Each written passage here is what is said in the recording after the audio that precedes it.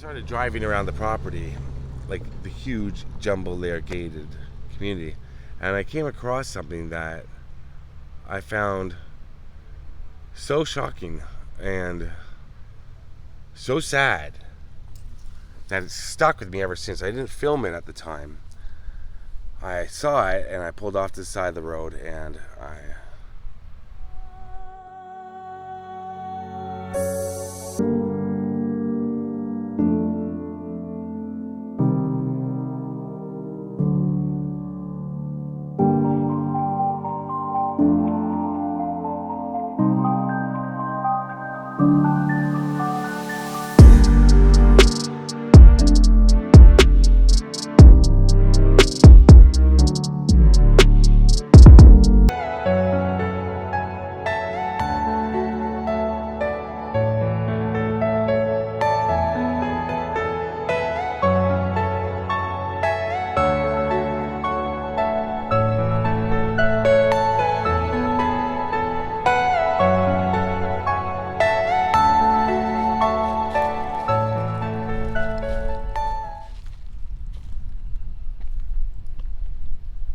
what's going on, everybody? How you doing today? So here I am in Ocala, Florida, more specifically Anthony, Florida, which seems to be on the outskirts of Ocala.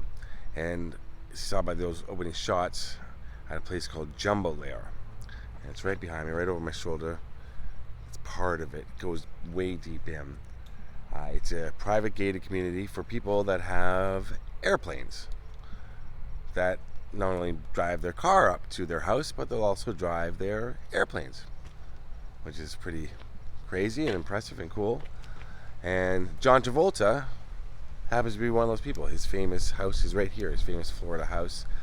And I'm a huge John Travolta fan. If you watch my channel, I think you're probably a John Travolta fan. Grease, Saturday Night Fever, come on, Face Off, Look Who's Talking, Pulp Fiction. I could go on. Welcome Back, Cotter. I could go on. I'll stop. But there's Broken Arrow. Was that one? That was one. So I've come out here before, and I did a video from here about 3.5 years ago, really early on when I started YouTube. And I thought I could walk down this street and get a good shot of John Travolta's house. I thought I figured out the way to get like a secret video of John Travolta's house.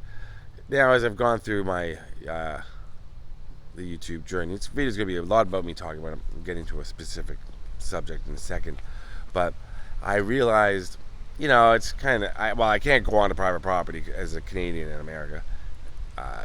Get, trespass, you get kicked out. So I don't trespass. Also, getting, maybe it's just really going on to people's private property, even celebrities. I mean, I'll show them in LA because they're right there. The houses are all right there. Somewhere out here. Now, this address is posted all over the internet, pictures of his house and things like that. So I'm not giving anything away. I'm not putting the house on blast that it's here. Everybody knows it's here. And this is just a side street beside it. I'm going to show you something. So I came out here thinking I was going to make this cool video, but you can't see his house. See that line of trees right there? Right there. That line of trees. His house is directly on the other side of those trees. And it's huge. This is as far as I can get. Right here, this little road here, it ends here into this private property. But right over there is where his house is, and it's huge. So that was it for the video. I was like, and I kind of wandered around, talked about John Travolta, talked about being a fan, but I realized there wasn't much I could do. Then I started driving around the property, like the huge Jumbolair gated community, and I came across something that I found so shocking and so sad that it's stuck with me ever since. I didn't film it at the time. I saw it and I pulled off to the side of the road and I looked at it and continued to look at it, and it's upsetting. And then I did some investigation work, Google, and finding out what exactly happened here, because there was a tragic accident here at Jumbolair, and not a plane crash that you would think, something else. And so I wrestled with that. So it's been on my mind for 3.5 years. at least. The accident happened in January of 2008, and it's been on my mind since. Every time I think about John Travolta or John Travolta, I remember it. And when I think about driving through Ocala, I have friends not too far from here, Eustis, Leesburg, Gainesville, and it's right kind of in the middle. And so if I talk to them, I think about them or something, I think about this accident. And I'm going to take you to the location of that accident, show you what's there. I have not driven past today. I know that it's on private property, but on the side of the road because I was able to go see it. But I don't remember. I heard that they had to move some of it or take the memorial down. I don't know. We're going to find out together. And I'm going to tell you about what happened. It's just right here, not too far. And I should also mention that a lot of people driving by right now, coming out of these areas, which is odd. The other time I was here for a good 25 minutes or so, saw no one. And everybody's driven by is really nice. Everybody's waving. It's Central Florida, man. Everybody's really sweet. But right over there, okay, it's John Travolta. I'll give you another look just because I'm here now. So yeah, that big sign I showed you said Jumbolair, the main gates. It's right down this, I'll show you. Down here, then down that way. But John Travolta's house right there. This house is not on Jumbolair. You can see some hangars back there. Houses. If I squeeze in tight, right there, another house, it's an abandoned house. But there's the runway. So that is actually a working runway. John Travolta lands his plane, and other people live here. Right there, drives it right along there, parks it at his house. I mean, sorry, the camera, I don't have my gimbal today. It's just packed away, but in the car, I should have taken it out, but there it is.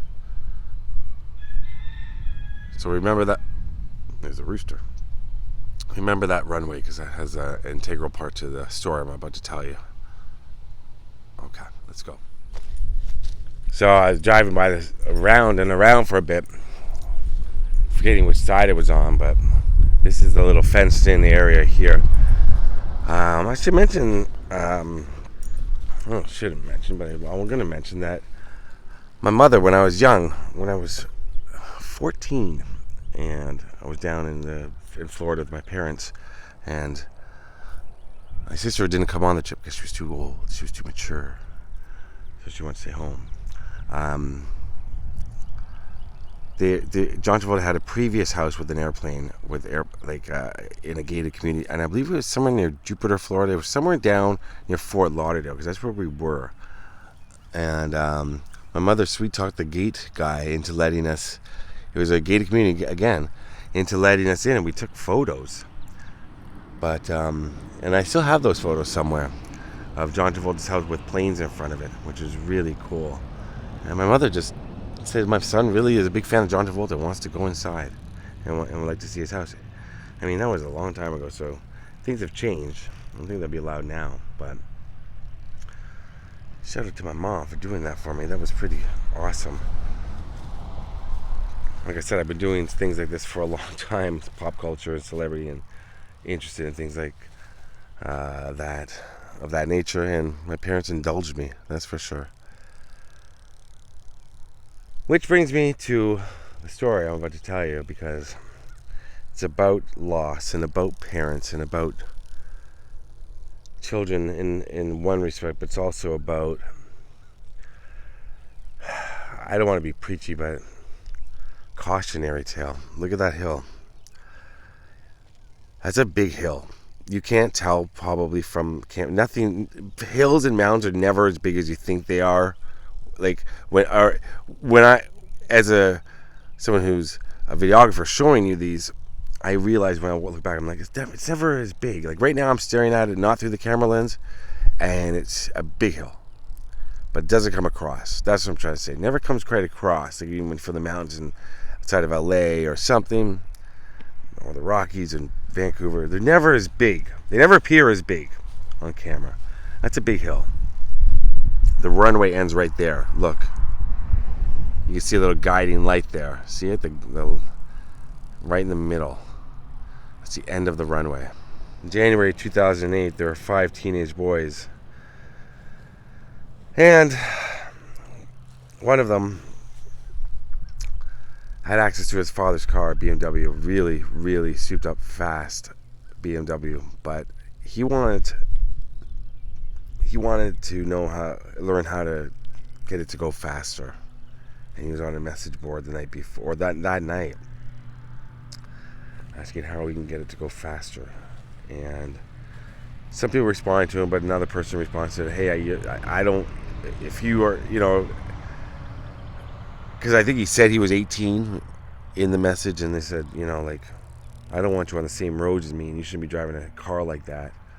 And the boy responded, no, I'm a responsible driver, and and I just want to learn, and I would never put anyone else's life in danger. Now, I'm not shaming or faulting the boy that was driving the car.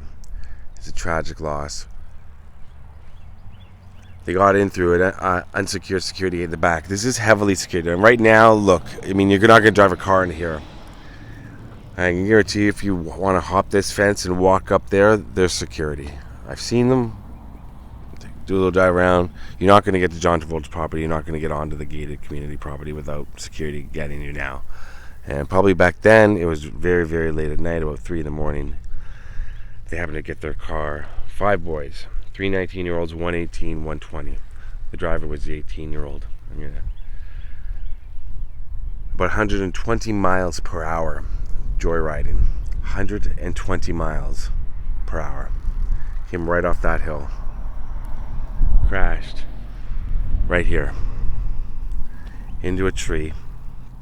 This is gruesome, this part, but ejected 3 of the boys. 2 of the boys were partially ejected. All 5 died right here on this little piece of land. Lost in a horrific car crash that left 5 young men dead, and right now officials are looking at speed as the possible cause. Investigators say the men ages 18 to 20 were in a BMW speeding down the runway at Jumbolair Aviation Estates. Police say the car flew off an embankment at the end of the runway and slammed into a tree 200 feet away, splitting that car in 2. Now there is a memorial for them here that is still here. I'm going to show you it. You see those 5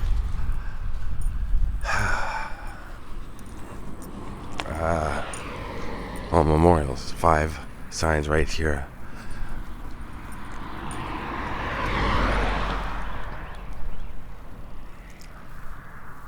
Drive safely. I see these all over Florida.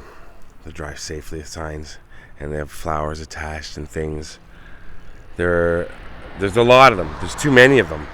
Way too many of them.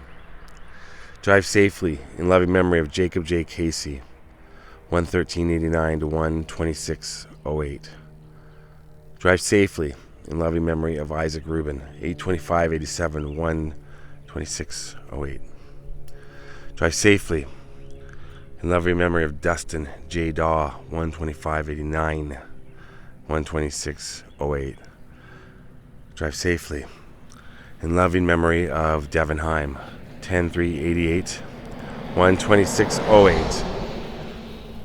Drive safely in memory Joshua Ammirato. Joshua was the driver. All 5 of these boys would be in their 30s now. Married, kids, who knows? And nobody knows what was going on in the mind of Joshua as he made the decision to speed up. Did they all make the decision together? Was one of them saying no, slow down? 2 of them, 3 of them? Was he showing off? I mean, he was 18. He's driving an incredibly powerful car.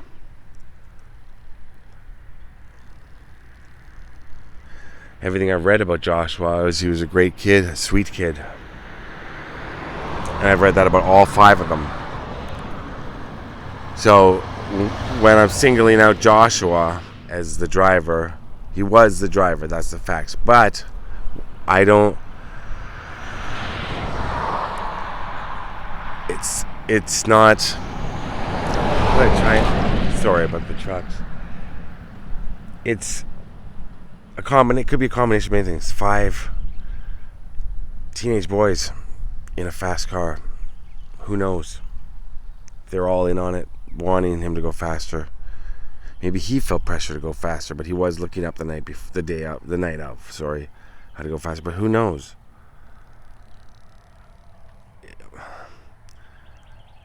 We don't know.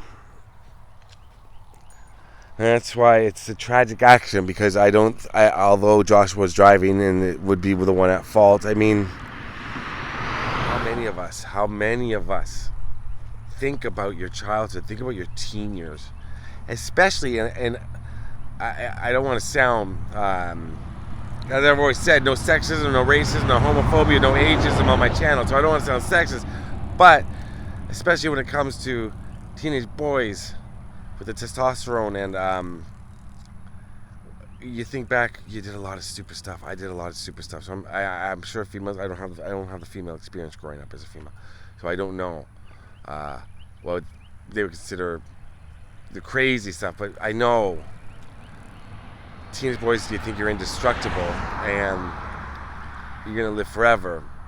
Nothing can touch you. I remember that feeling, and I remember one time hurtling down the DVP in Toronto, probably at about 130 kilometers per hour or something, with a group of guys that were in my high school, but they weren't my crew. I went with them downtown for something else. We were at a big party, my crew was there, but I went downtown with them, and I know the driver was drunk. I remember thinking, I think he's drunk, and zooming in and out of traffic. I think about that night all the time, like, why did I get in the car? Why did I go down the DVP Don Valley Parkway as a highway through Toronto at like 4 in the morning, 3 in the morning, whatever it was, and peer pressure, wanting to be cool, thinking you're cool, could be many things. I believe there's no alcohol in any of their systems. I from what I know, but yeah, I remember that feeling as a teenager, thinking nothing can touch you, you're indestructible, and especially as teenage boys, you do crazy, stupid shit. You do stupid stuff. And it's a stupid thing they did. It's stupid. And it's sad. And I'm not speaking ill of the dead when I say it's stupid. I think everybody would agree that it's just dumb, but you can't. The other thing point I'm trying to get is, you can't fault them. You can, but you can't. Because kids do stuff. And sometimes something like this happens. I don't have many teenage watchers, more like 30s and 40s people who watch my channel. I know I do have some younger viewers who do watch my channel. They love, like crime, and they love Eminem, and they love Kurt Cobain, things like that. So if you're watching this, you're in that age group, you're not a wuss to say, let me out of the car. I don't want to do this. You're not a wuss to walk away from people drinking. You're not a wuss not to take a hit of something, snort something. It's not going to get you in the... It doesn't matter about the cool crowd. You don't want to be a statistic. It doesn't... I'm just saying, looking back on it with age and experience, it doesn't mean that you have to... Sorry, somebody just drove up. It's not... I can't remember what I was going to say. There's nothing wrong with walking away from a situation you feel uncomfortable about. There's a bench here. And the tree was right about here, from what I know.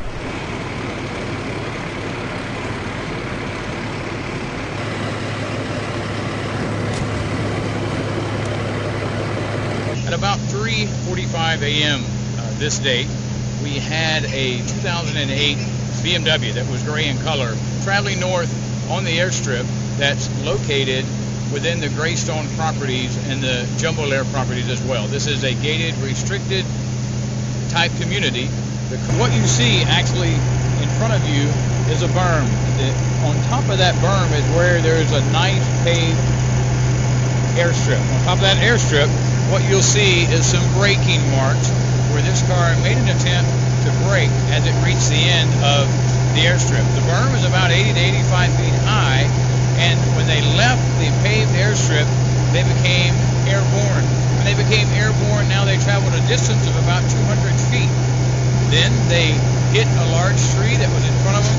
The car split in half from a violent crash. The engine separated from the car as well. It had a total of 5 occupants in the car.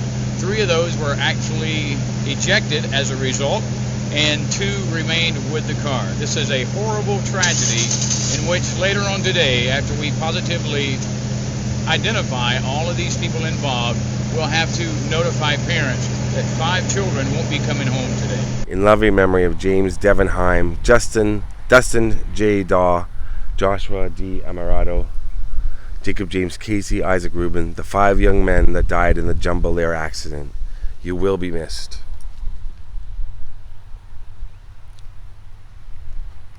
This bench is for Devon. Yes, dedicated to Devon Hime. You're a shining star. I'm glad you're my son. Love forever, Mom and Gary.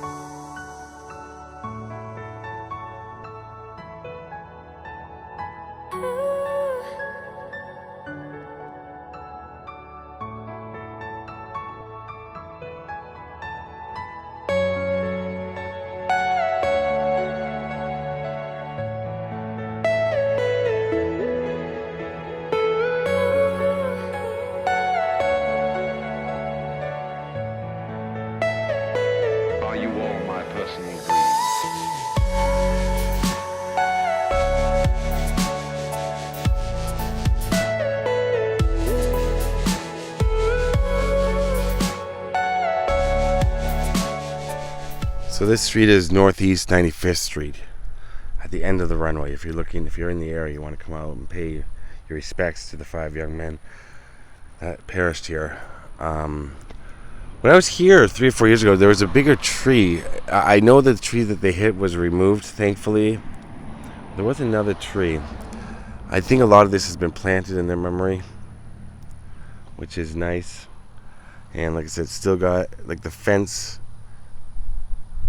Whoever owns the property is, I believe, has graciously dedicated this area to the 5 young men.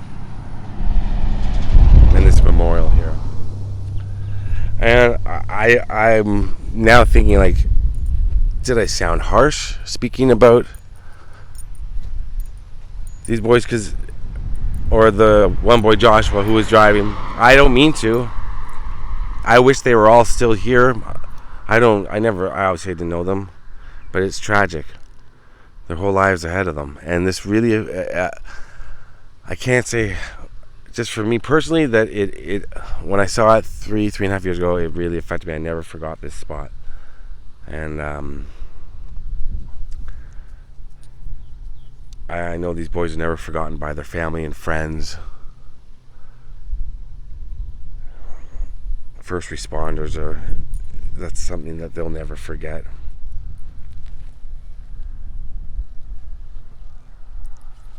Peer pressure, joyriding, speeding. It's, this is something that can happen. I mean, and lots of, not just teenage boys, lots of people love to drive fast and drive their own cars fast. And, you go on rides at amusement parks, thrill seekers, I still go on rides at amusement parks if I ever go to an amusement park, which is rare, but,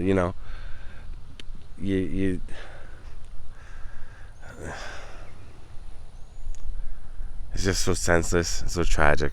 That hill is so big, and imagining the fear that they think maybe he tried to brake and turn because he didn't realize the runway was coming. I guess the lights maybe weren't on at that time, Maybe they were, just didn't realize the runway was ending. But they were airborne to this spot. It's going to be instant, but those last moments when you realize you can't stop and you realize your friend can't stop his car, and you start over that ridge, airborne. That's got to be the most horrific and scary thing for anyone to go through, let alone 5 young guys like that. So I just want to stop here, tell you that story about what happened here, the Jumbolair crash, it's known as. And I hope if you are watching this and someone who likes to speed, even adult speed, I see it all the time on the roads, you know, and I'm on the road all the time for my channel, so I see people speed and I had 2 friends die in car accidents.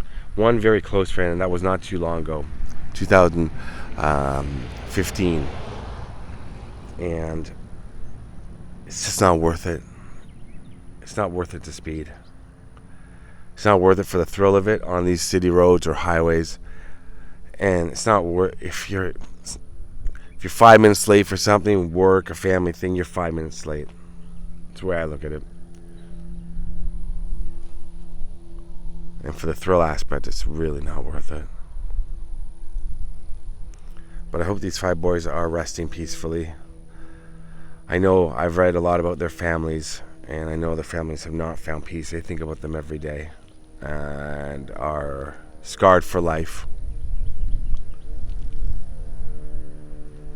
I don't blame the driver, Joshua. I don't know him. I don't know. I've heard he was a great kid. He seemed, from what I read about him, he seemed like a sweet kid, and I don't know what was going on in that car. Who wanted to go faster, who didn't? Did they all? Did some of them not? We don't know. It was silly, it was stupid, and then it ended up tragic.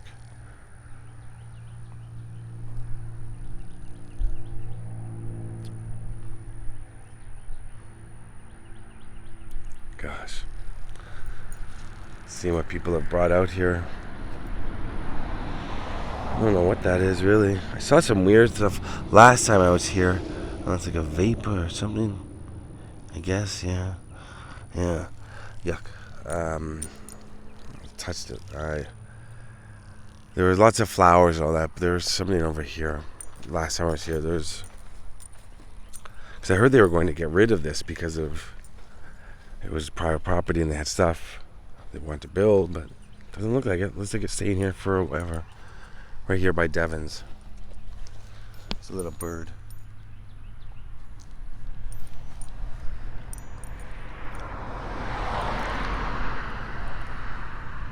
Peace out. Drive carefully.